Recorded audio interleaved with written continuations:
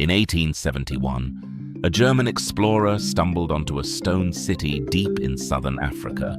Walls twice as high as they were wide, stacked without a single drop of mortar, still standing after 700 years. It was so advanced, European scholars refused to believe Africans had built it. They were wrong. This is the story of Great Zimbabwe. The name Zimbabwe comes from the Shona phrase, Jimba Zamabwe, houses of stone. And that's exactly what this city was. Built by the ancestors of the Shona people starting around the 1100s, Great Zimbabwe grew into one of the largest stone settlements in pre-colonial Africa, reaching its height between the 13th and 15th centuries.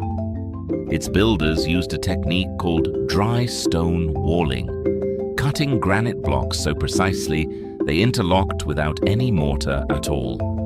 The largest structure, the Great Enclosure, has walls up to 17 feet thick and is considered the largest single ancient structure south of the Sahara. No cement, no mortar, just extraordinary architectural skill, still standing centuries later. Great Zimbabwe wasn't just a city.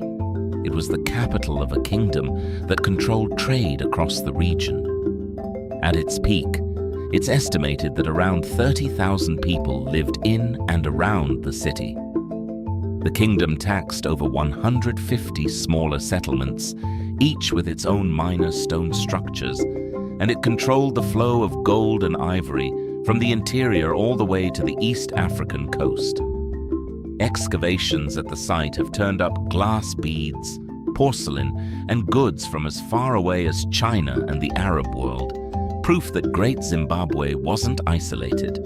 It was plugged into a global trade network stretching across the Indian Ocean centuries before Europeans ever set foot there.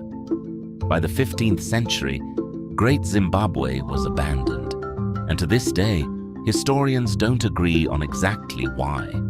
Some point to a decline in the gold trade as new routes opened further north.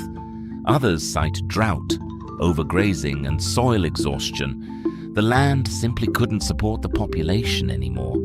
Some suggest political instability splintered the kingdom from within. The truth is, we may never know for certain.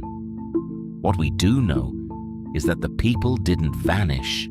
They moved on, carrying their traditions into new kingdoms across the region.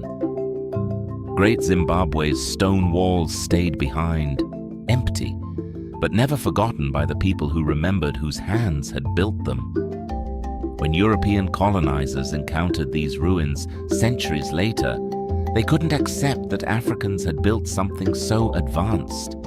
For decades, colonial historians credited Phoenicians, Arabs, even the Queen of Sheba, anyone but the people who actually lived there. It took modern archaeology to finally confirm what oral history had said all along. Great Zimbabwe was built entirely by African hands.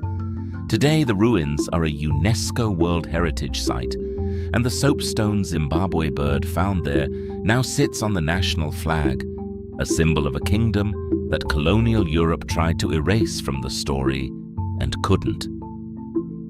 This is Ancestral Echoes.